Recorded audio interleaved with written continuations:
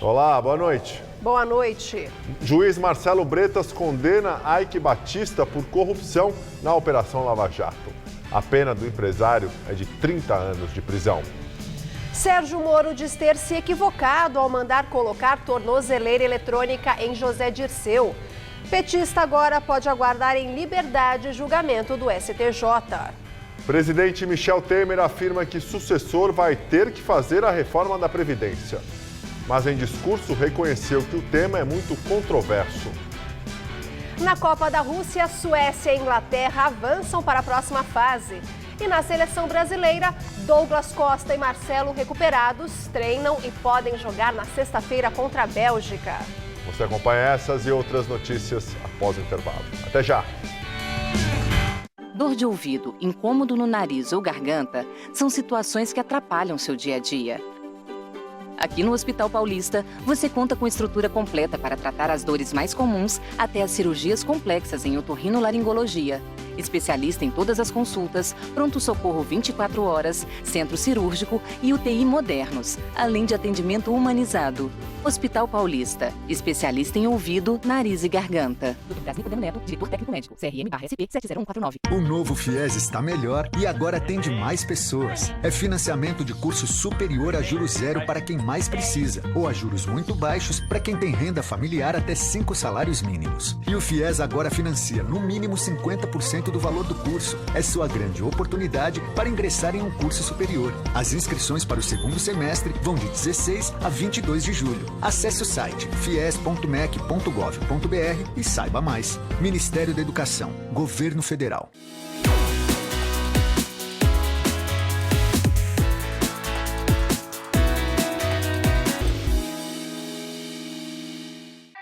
Tá a fim de escrever a sua própria história? Que tal dirigir a sua própria vida? Então corre pra cá, que a sua hora chegou.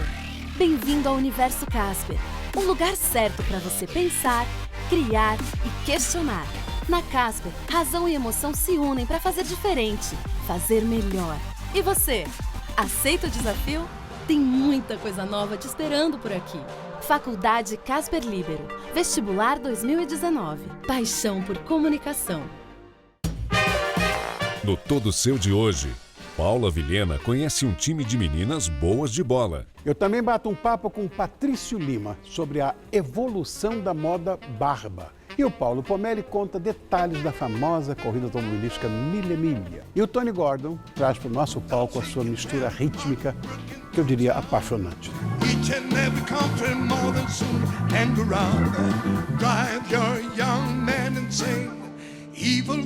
Todo Seu é hoje, 10h30 da noite. Claro que eu tô aqui te esperando, né, bonitão? Você também é bonitinha, vem.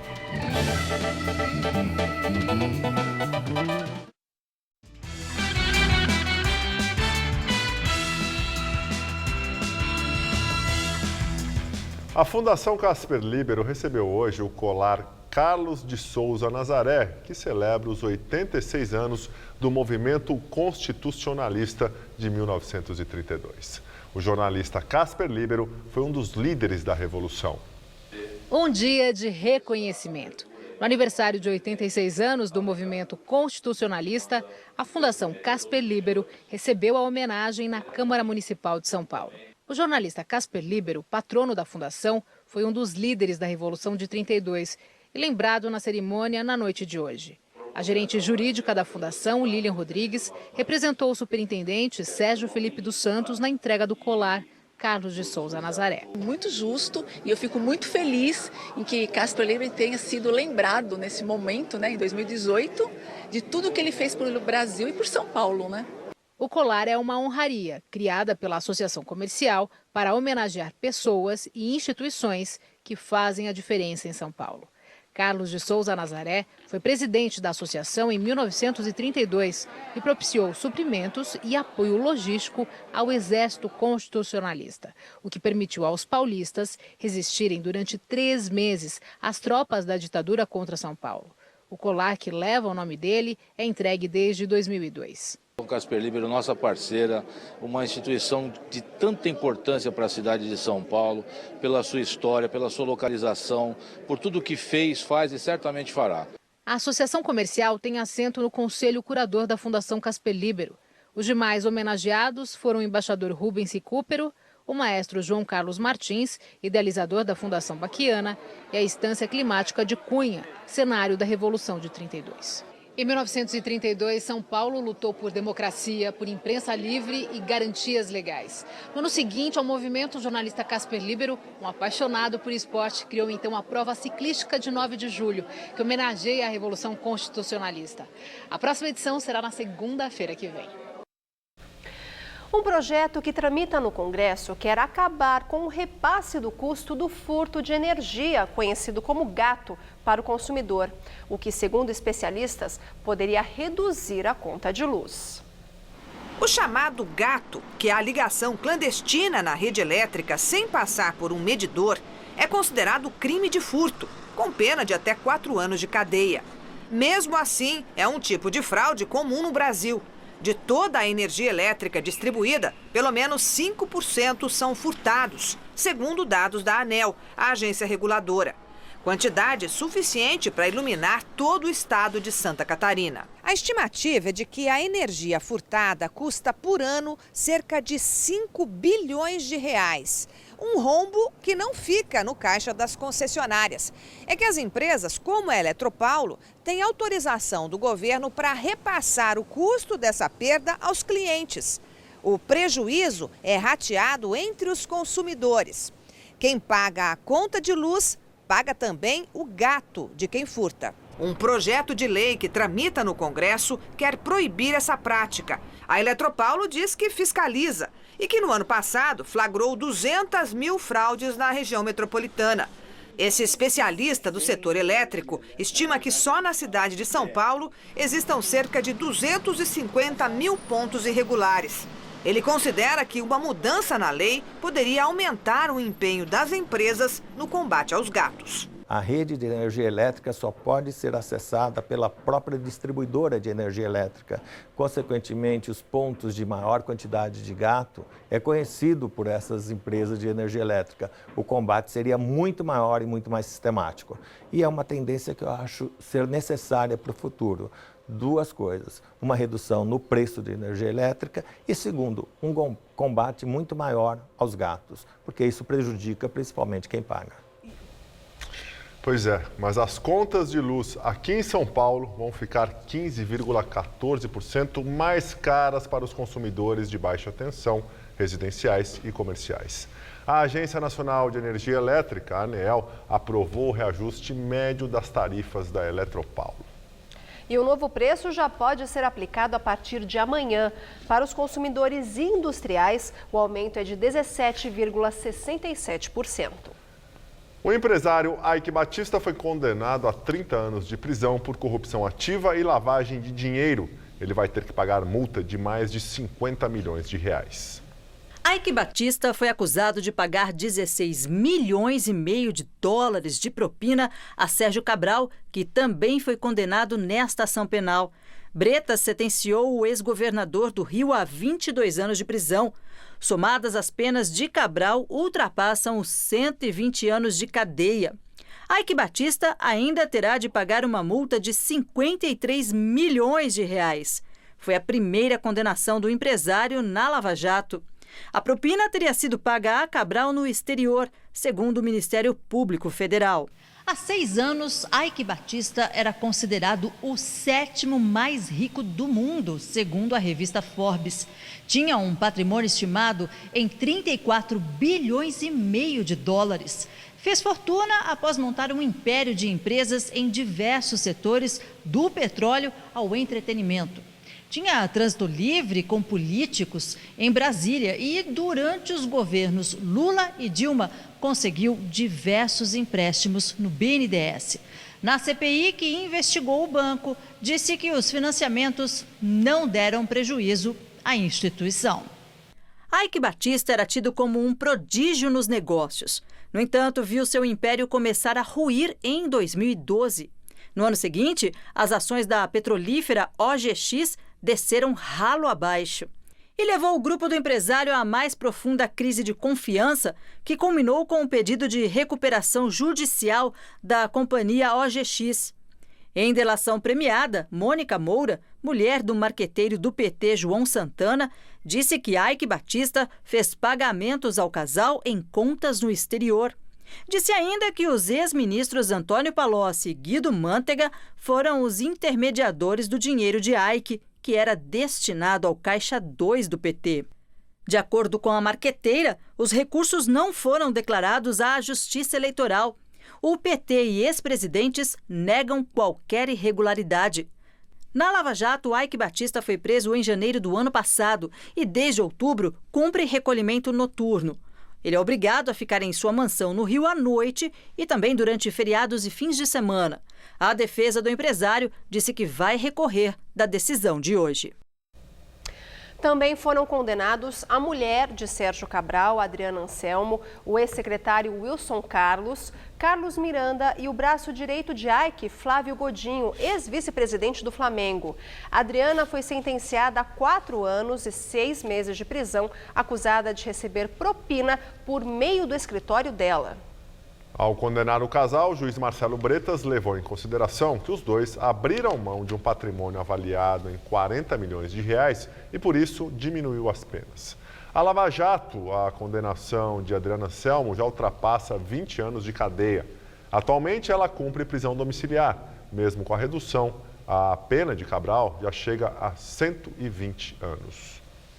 E agora vamos ao comentário de política com José Neumani Pinto.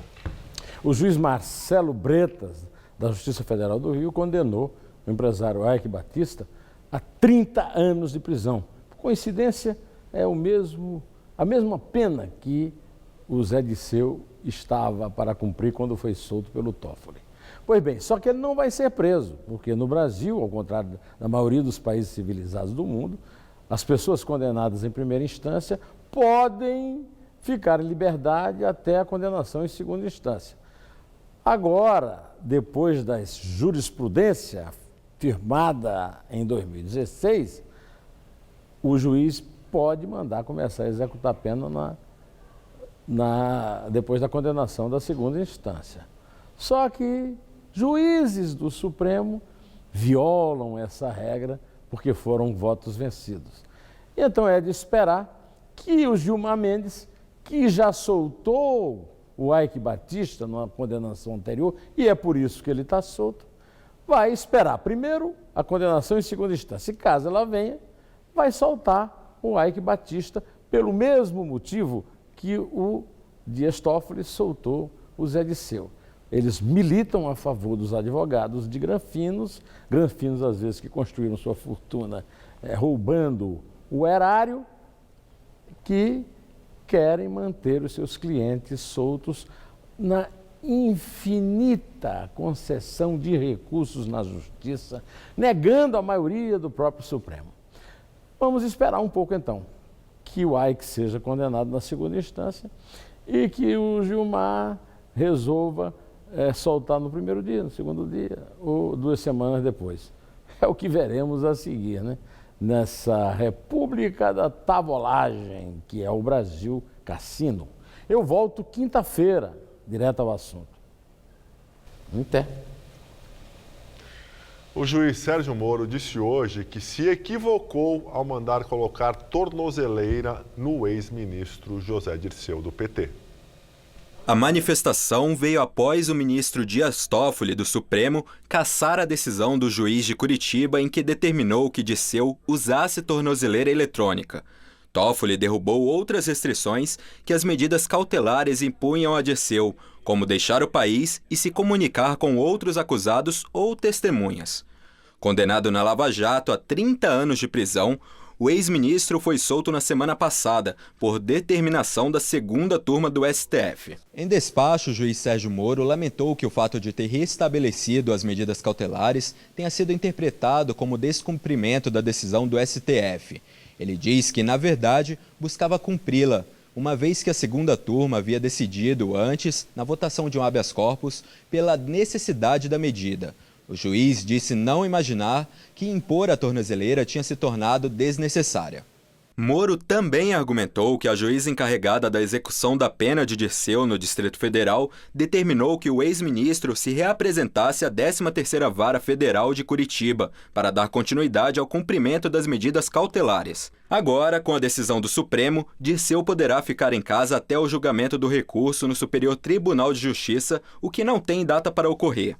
Nesta ação penal, o petista é acusado de receber 12 milhões de reais em propina de empreiteiras por meio de contratos superfaturados com a Petrobras. De acordo com o Ministério Público, ele recebeu o dinheiro enquanto era julgado no mensalão petista no STF. No Twitter, o coordenador da Força Tarefa da Lava Jato se manifestou contra a decisão de Toffoli. O procurador Deltan Dallagnol afirma que o ministro beneficiou seu ex-chefe. Antes de assumir uma vaga no Supremo, Dias Toffoli foi advogado do PT e foi assessor da Casa Civil quando José Dirceu era o ministro da pasta no governo Lula. Durante o julgamento do mensalão petista em 2012, não se declarou impedido de julgar o caso. E ainda falando sobre o ministro Dias Toffoli, ele voltou atrás e pediu o arquivamento da investigação sobre o deputado federal Daniel Vilela, do MDB de Goiás, e do pai dele, o ex-governador do estado, Maguito Vilela. Toffoli levou em conta a demora da investigação sem indícios de crime. A Procuradoria-Geral da República havia pedido a continuidade da apuração na primeira instância da Justiça Eleitoral. O inquérito foi aberto em 2017 a partir da delação de executivos da Odebrecht. A suspeita era de que, em troca de contratos firmados para o saneamento básico, a construtora teria repassado R$500 mil para a campanha de Maguito Vilela à Prefeitura de Aparecida em 2012. Maguito também teria pedido mais de R$1 milhão para a campanha do filho, Daniel Vilela, a deputado federal pelo MDB, repasse feito pelo setor de propinas da Odebrecht. Hoje, ao decidir pelo arquivamento, Toffoli reconsiderou uma decisão tomada por ele no fim de junho, quando havia remetido o caso para a primeira instância da Justiça Eleitoral. Ex-ministro Antônio Palocci deve entregar nos próximos dias arquivos que envolveriam negociatas da empresa de consultoria dele a Projeto. A informação foi publicada pelo jornal O Globo. A entrega do material faz parte do acordo de delação premiada do ex-ministro com a Polícia Federal. Os arquivos reúnem contratos, planilhas e outras evidências mantidos até hoje em segredo nos computadores da consultoria de Palocci. De acordo com o Globo, a entrega dos dados pode livrar o ex-ministro da prisão. Palocci está detido no Paraná desde setembro de 2016. Na Lava Jato, já foi condenado a 12 anos de cadeia. Relatório da Polícia Federal diz que a consultoria do ex-ministro recebeu R$81 milhões de 47 empresas que contrataram seus serviços nos 9 anos de funcionamento do escritório. O acordo de delação foi homologado no mês passado pelo desembargador João Pedro Gebran Neto, o relator da Lava Jato, no Tribunal Regional Federal da 4ª Região, em Porto Alegre. Os termos da delação seguem sob sigilo e devem detalhar o esquema de corrupção na Petrobras, as relações das empreiteiras com o PT e do envolvimento de Lula e Dilma.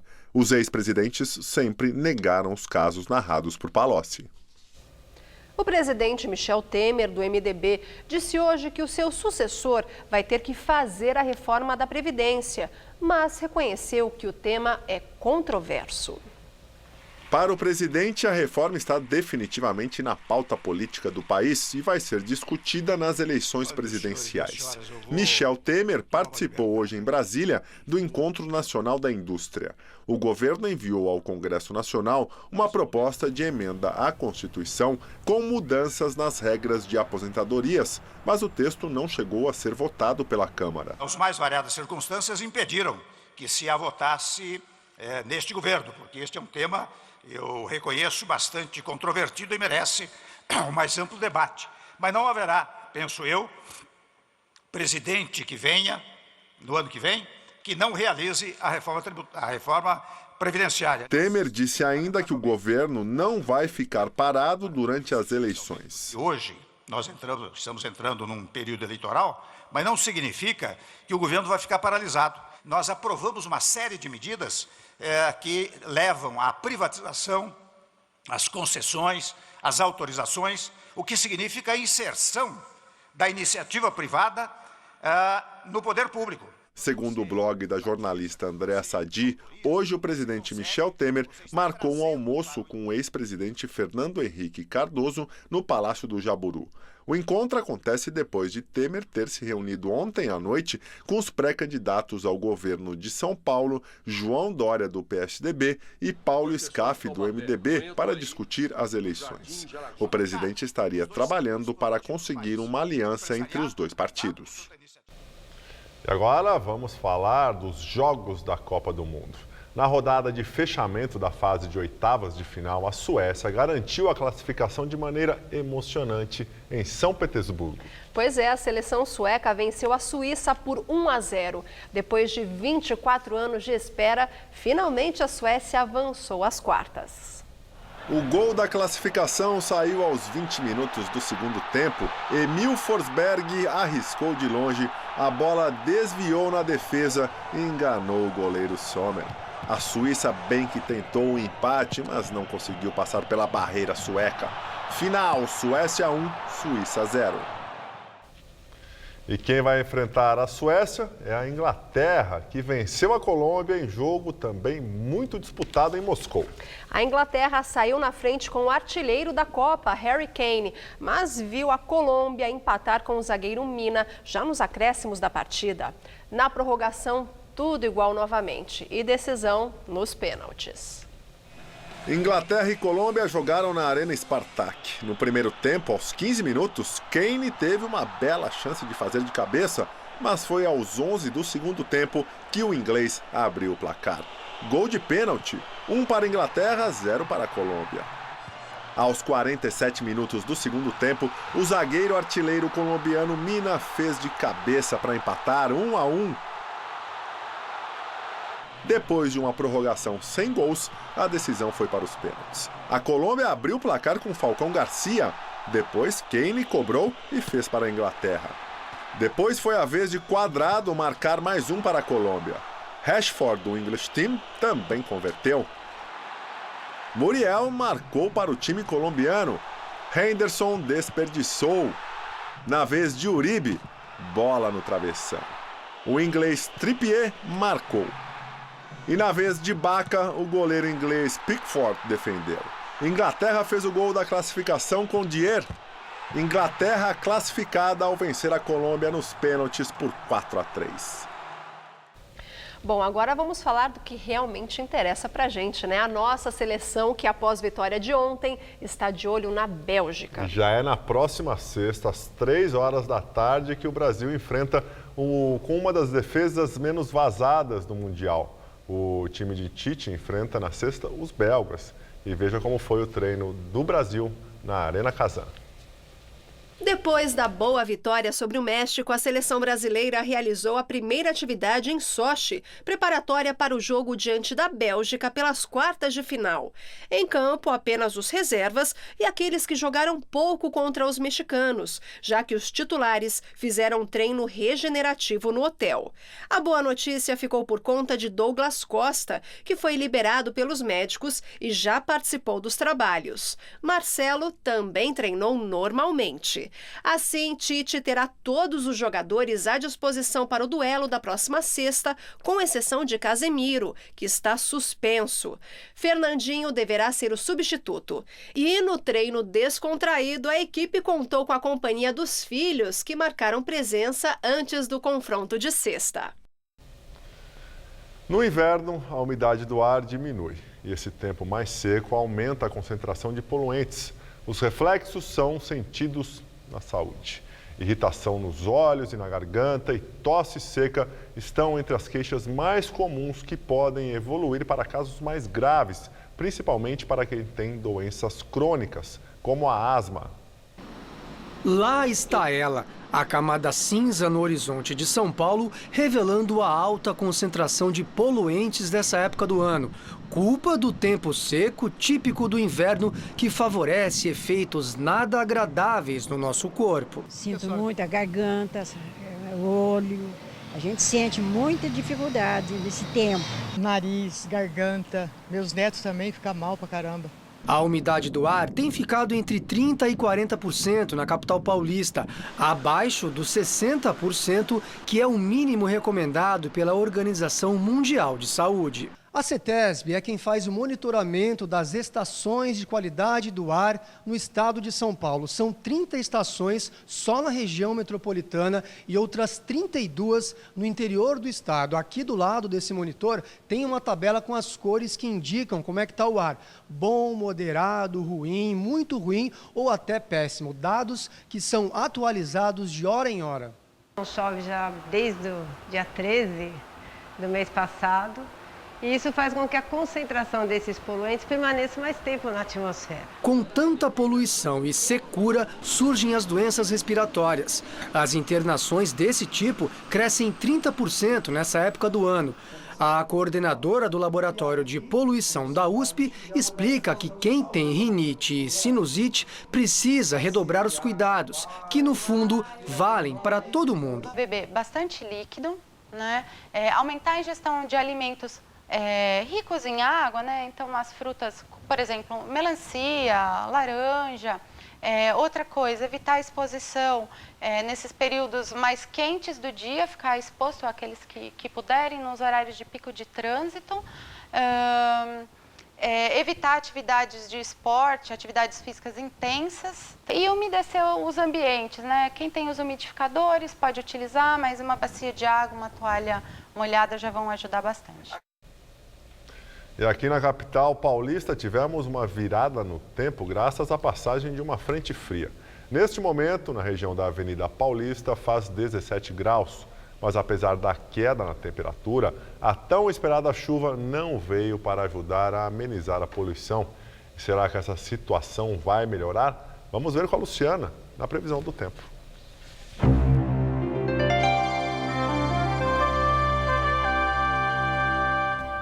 Gabriel, infelizmente essas mudanças trazidas por essa frente fria não devem continuar por muito tempo aqui em São Paulo. Voltaremos a ter um inverno quente e seco. Olha só, amanhã ainda teremos temperaturas mais baixas e céu com mais nebulosidade. A máxima não deve passar dos 23 graus. Mas a partir de quinta-feira, o céu volta a abrir e a temperatura a subir, com máximas de 28 e 27 graus. O Ministério Público Federal pediu hoje que o Tribunal Regional Federal da 4ª Região mantenha a decisão de não enviar o recurso extraordinário da defesa do ex-presidente Lula ao Supremo. Em manifestação incluída no processo relativo ao triplex em Guarujá, o Ministério Público aponta que não há violações à Constituição na decisão do tribunal, que condenou o ex-presidente a 12 anos e 1 mês de prisão. E na Tailândia, as equipes de resgate de vários países ainda não sabem como salvar os 12 adolescentes e um adulto presos há 10 dias em uma caverna inundada. Hoje, o grupo recebeu medicamentos e alimentos. As equipes estudam 3 possibilidades. A primeira seria abrir uma espécie de poço para içar os sobreviventes pelo teto. A segunda seria drenar os túneis da caverna. As equipes já estão bombeando a água que inundou os túneis e câmaras, mas chove muito na Tailândia nesta época do ano, o que dificulta o trabalho. A terceira e mais arriscada possibilidade seria ensinar o grupo a mergulhar para sair da caverna cheia d'água. Mas os 12 meninos, que têm entre 11 e 16 anos, não sabem sequer nadar e o mergulho em cavernas é extremamente perigoso. E nós ficamos por aqui, lembrando que a edição de hoje pode ser vista no site do Jornal da Gazeta. Ótima noite para você. Tchau, também, Luciana. Gabriel. Até amanhã. Muito obrigado pela companhia. Tenha uma excelente noite. E fique agora com Rony Fono, todo seu. Até amanhã.